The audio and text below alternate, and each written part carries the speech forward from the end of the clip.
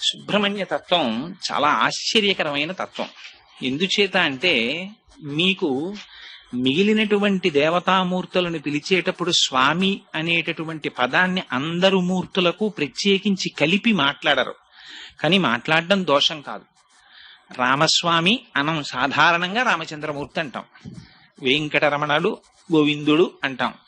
గోవిందస్వామి అని అనడం తప్పు కాదు, కానీ అనం, సాధారణంగా కలపం. కానీ సుబ్రహ్మణ్యుడు అనం, సుబ్రహ్మణ్యేశ్వర స్వామి వారు అంటాం. ఆ స్వామి అన్న మాట సుబ్రహ్మణ్యేశ్వర స్వామి వారికి ప్రత్యేకం వర్తింపచేసి మాట్లాడతారు. అమరకోశం అని సంస్కృతంలో ఒక పుస్తకం ఉంది.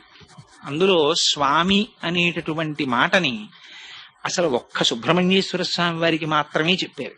ఎందుచేత అంటే ఆయన ఆ ధీర దేవసేన నాయక